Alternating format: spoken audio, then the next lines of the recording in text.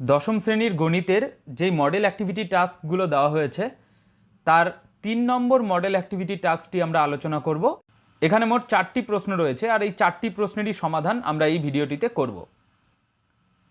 দেখো, প্রথম প্রশ্নটিতে বলেছে যুক্তি দিয়ে প্রমাণ করো যে বৃত্তস্থ চতুর্ভুজের বিপরীত কোণগুলি পরস্পর সম্পূরক। অর্থাৎ এটি একটি উপপাদ্য যেটা আমাদের এখানে প্রমাণ করতে বলেছে। তাহলে প্রথমে আমরা উপপাদ্যটি এঁকে নিই। এখানে একটি বৃত্ত রয়েছে যার কেন্দ্র হচ্ছে ও, আর এখানে বৃত্তস্থ চতুর্ভুজের কথা বলা হয়েছে, তাই আমরা একটি বৃত্তস্থ চতুর্ভুজ নিয়ে নিচ্ছি ABCD। অর্থাৎ আমরা এখানে লিখতে পারি যে ABCD হলো ও কেন্দ্রীয় বৃত্তের একটি বৃত্তস্থ চতুর্ভুজ। এখানে আমাদের প্রমাণ করতে হবে যে তার বিপরীত কোণগুলি পরস্পর সম্পূরক। আমরা জানি সম্পূরক কোণ তারা হয় যাদের সমষ্টি হয় 180 ডিগ্রি। আর যেহেতু আমাদের বিপরীত কোণগুলিকে সম্পূরক দেখাতে হবে, তাই আমাদের দেখাতে হবে যে BAD প্লাস CAD, অর্থাৎ এই A কোণ আর C কোণের যোগফল হলো 180, আর ABC প্লাস ADC অর্থাৎ এই B কোণ আর এই D কোণের যোগফল হলো 180 ডিগ্রি। আর এই প্রমাণগুলি করার জন্য আমাদের একটি অঙ্কন করতে হবে, আর তাই আমরা এখানে OB আর OD যুক্ত করে নিলাম। আবার আমরা জানি যে কোনো বৃত্তের একই বৃত্তচাপ দ্বারা গঠিত বৃত্তস্থ কোণ কেন্দ্রস্থ কোণের অর্ধেক। অর্থাৎ একটি বৃত্তচাপ যা বৃত্তস্থ কোণ উৎপন্ন করে সেটি অবশ্যই কেন্দ্রস্থ কোণের অর্ধেক হবে। এখানে প্রথমে আমরা বৃত্তচাপ নিয়ে নিচ্ছি BCD। এই বৃত্তচাপটার জন্য আমরা জানি কেন্দ্রস্থ কোণ হবে BOD আর বৃত্তস্থ কোণ হবে BAD। আর তাই BCD বৃত্তচাপের সাপেক্ষে আমরা লিখতে পারি যে BAD অর্থাৎ বৃত্তস্থ কোণটি কেন্দ্রস্থ কোণ অর্থাৎ BOD এর অর্ধেক হবে। আর তাই এটিকে আমরা 1 নম্বর সমীকরণ দিয়ে রাখলাম। এবার একই রকমভাবে BAD বৃত্তচাপের ক্ষেত্রে, অর্থাৎ যদি আমরা এই বৃত্তচাপটি নেই, তাহলে এই বৃত্তচাপের ক্ষেত্রে কেন্দ্রস্থ কোণ হবে এই যে কোণ BOD, যাকে আমরা প্রবৃদ্ধ কোণ BOD বলতে পারি কারণ এটি 180 বড়, আর বৃত্তস্থ কোণ হবে কোণ BCD। আর তাই BAD বৃত্তচাপের সাপেক্ষে আমরা বলতে পারি যে কোণ BCD যা হলো বৃত্তস্থ কোণ সমান সমান হাফ ইন্টু এই কেন্দ্রস্থ কোণ যার নাম প্রবৃদ্ধ কোণ BOD। এটাকে আমরা 2 নম্বর সমীকরণ দিয়ে রাখলাম। এবার 1 নম্বর প্রমাণ করতে হলে আমাদের BAD প্লাস BCD করতে হবে, অর্থাৎ এই দুটোকে যোগ করতে হবে। আর তাই আমরা 1 আর 2 নং সমীকরণকে যোগ করে দিচ্ছি, আর আমরা পাচ্ছি BAD প্লাস BCD। এই বাম পক্ষের দুটোকে যোগ করলে BAD plus BCD equals to half যদি কমন নিয়ে নিই, হাফ কমন নিয়ে আমরা পাচ্ছি BOD প্লাস প্রবৃদ্ধ কোণ BOD। এবার এটি হচ্ছে BOD কোণ আর এটি হচ্ছে প্রবৃদ্ধ কোণ BOD। স্পষ্টত এই BOD আর প্রবৃদ্ধ কোণ BOD যদি আমরা যোগ করে দিই আমরা 360 ডিগ্রি পাচ্ছি। আর তাই এই যোগফলের জায়গায় আমরা লিখব 360 ডিগ্রি, আর 2 দিয়ে 360কে কেটে দিলে আমরা পাবো 180 ডিগ্রি। অর্থাৎ আমাদের 1 নম্বর যে প্রামাণ্যতে লেখা ছিল সেটি প্রমাণ হয়ে গেল। আবার আমরা জানি যে একটি চতুর্ভুজের 4টি কোণের সমষ্টি হয় 360 ডিগ্রি। তাই আমরা লিখতে পারি যে যেহেতু আমরা জানি চতুর্ভুজের 4টি কোণের সমষ্টি 360 ডিগ্রি, তাই এই যে চতুর্ভুজ ABCD রয়েছে তার বাকি দুটো কোণ অর্থাৎ ABC B কোণ এবং ADC D কোণ, এই দুটোর যোগফল কি হবে 360 মাইনাস এই যে প্রথম দুটো কোণ অর্থাৎ A কোণ আর C কোণের যোগফল। অর্থাৎ আমরা কি ব্যবহার করলাম, আমরা ব্যবহার করলাম যে একটি চতুর্ভুজের যে কোনো দুটি কোণের সমষ্টি হলো 360 ডিগ্রি মাইনাস বাকি দুটি কোণের সমষ্টি। এবার BAD প্লাস BCD তো আমরা মাত্রই প্রমাণ করলাম 180 ডিগ্রি, তাই এর জায়গায় আমরা 180 ডিগ্রি বসিয়ে দিতে পারি। আবার 360 ডিগ্রি মাইনাস 180 ডিগ্রি হলো 180 ডিগ্রি। তাই আমাদের 2 নম্বর যে প্রামাণ্য ছিল সেটিও প্রমাণ হয়ে গেল। আর তাই আমরা বলতে পারি যে উপপাদ্যটি প্রমাণিত। 2 নম্বর প্রশ্নটিতে বলেছে যে দুটি বৃত্ত পরস্পরকে C ও D বিন্দুতে ছেদ করে।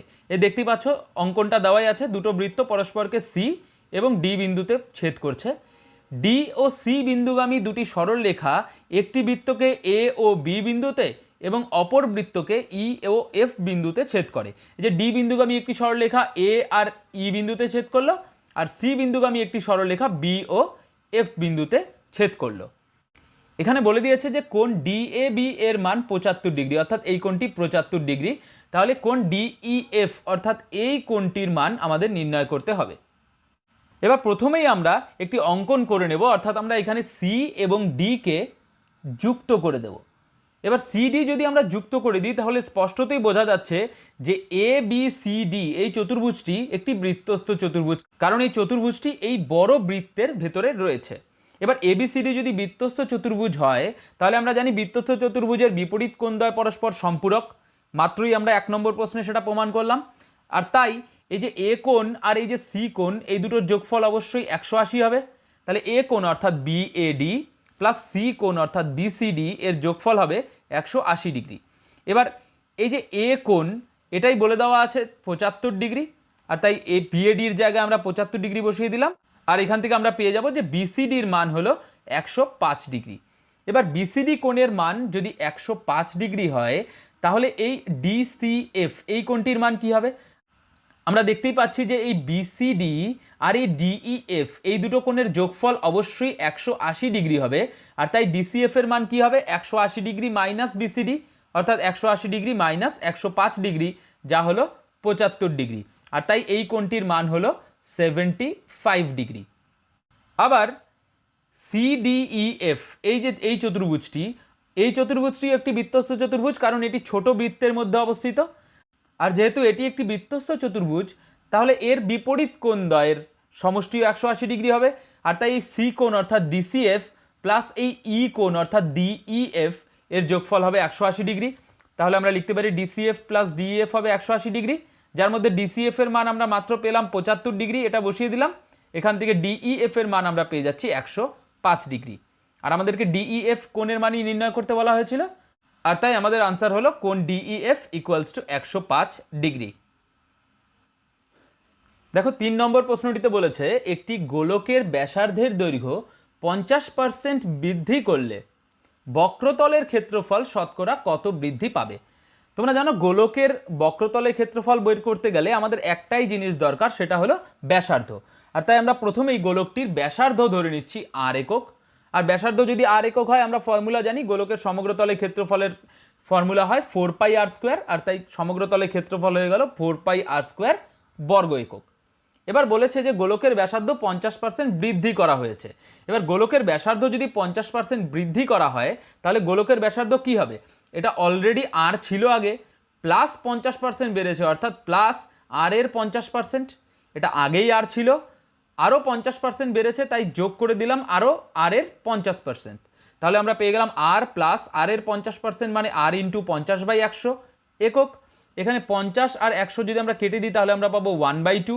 এখানে 2 লসাগু নিলে আমরা পেয়ে যাচ্ছি 3r/2 একক।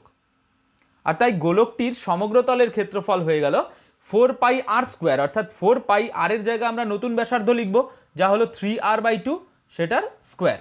এখানে নিচে 2 স্কোয়ার মানে 4 হবে, 4 কেটে যাবে, আর তাই আমরা শেষমেশ পাবো 9 পাই আর স্কোয়ার বর্গ একক। অর্থাৎ আগে গোলকটির সমগ্রতলের ক্ষেত্রফল ছিল 4 পাই আর স্কোয়ার, কিন্তু এখন বৃদ্ধি পেয়ে তা হয়েছে 9 পাই আর স্কোয়ার বর্গ একক। আমাদেরকে বের করতে বলেছে যে শতকরা কত বৃদ্ধি পেয়েছে। আর শতকরা কত বৃদ্ধি পেয়েছে সেটা বের করতে গেলে আমাদের আগে বের করতে হবে যে বৃদ্ধি কত হয়েছে। তাই আমরা লিখতে পারি যে গোলকটির বক্রতলের ক্ষেত্রফল বৃদ্ধি পেয়েছে 9 পাই আর স্কোয়ার, অর্থাৎ বৃদ্ধি পাওয়ার পর যেটা হয়েছে মাইনাস 4 পাই আর স্কোয়ার যেটা আগে ছিল, অর্থাৎ বৃদ্ধি হয়েছে 5 পাই আর স্কোয়ার বর্গ একক। এবার আমরা জানি শতকরা বৃদ্ধি বের করতে হলে আমাদের বৃদ্ধি বাই পূর্ববর্তী মান, অর্থাৎ আগে যত ছিল সেটা ইন্টু 100% করতে হয়। তাহলে এখানে শতকরা বৃদ্ধির কি হবে? এখানে শতকরা বৃদ্ধি হবে উপরে বৃদ্ধি অর্থাৎ 5 পাই আর স্কোয়ার এখানে বসে যাবে, নিচে আগে কত ছিল? আগে ছিল 4 পাই আর স্কোয়ার, তাই সেটা নিচে চলে আসলো ইন্টু 100%।